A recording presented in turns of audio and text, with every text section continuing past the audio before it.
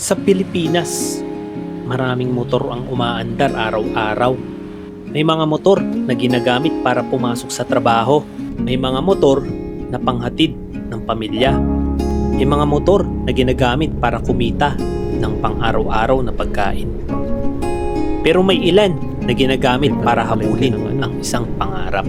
Sa unang tingin, parang simpleng buhay lang ng isang motovlogger. Motor, kamera, kalsada, bundok, at biyahe.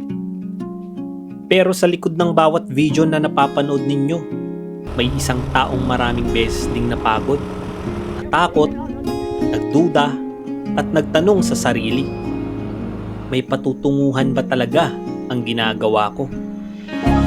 Hindi madaling maging motovlogger sa Pilipinas. Minsan, ilang oras kang nagmomotor para makarating sa isang lugar na ilang minuto lang mapapanood sa video. May mga araw na sobrang init, may mga araw na umuulan, may mga kalsadang lubak-lubak, matarik, madulas, at minsan halos wala kang makita dahil sa fog. Habang nakasakay ka sa motor, walang makakapansin kung gaano kakapagod. Sa camera, nakikita nila ang magandang tanawin, pero ikaw, nararamdaman mo ang lamig. Nakikita nila ang adventure, pero ikaw, nararamdaman mo ang pagod. Nakikita nila ang ngiti mo, pero hindi nila nakikita ang mga gabing iniisip mo kung paano mo ipagpapatuloy ang pangarap na ito. Pero doon ko natutunan ang isang bagay. Hindi lahat ng biyahe ay tungkol sa destinasyon. Minsan, ang tunay na dahilan kung bakit tayo pinapadaan ng Diyos sa mahirap na daan ay para turuan tayong magtiwala sa Kanya. Dahil habang umaakyat ako sa bundok, napagtanto ko na parang buhay din pala ang kalsada. May patag, may pababa, may biglaang liko, may mga daang hindi mo alam kung saan ahantong. At may mga pagkakataong gusto mo nang bumalik, pero kailangan mo patuloy. Dahil kung titigil ka sa bawat matarik na daan, hindi mo kailanman makikita kung ano ang nasa kabilang bahagi ng bundok.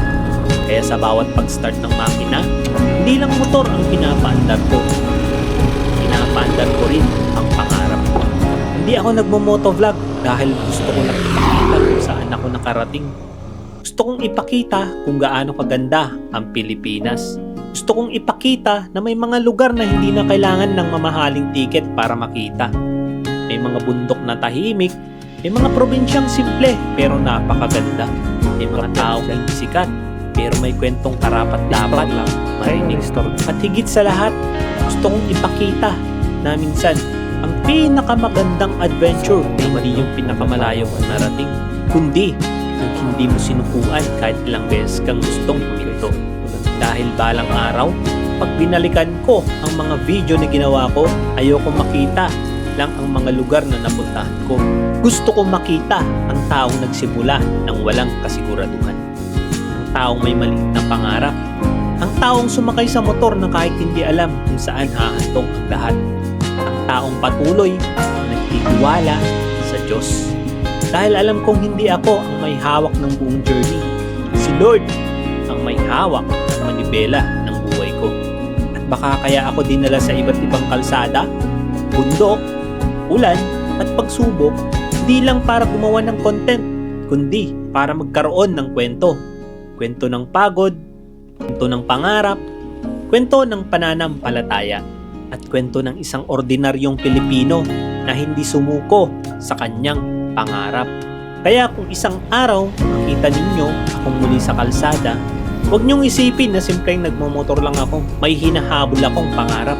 Habang umaandar ang motor ko, patuloy din akong umaandar patungo sa buhay na ipinagkatiwala sa akin ng Diyos.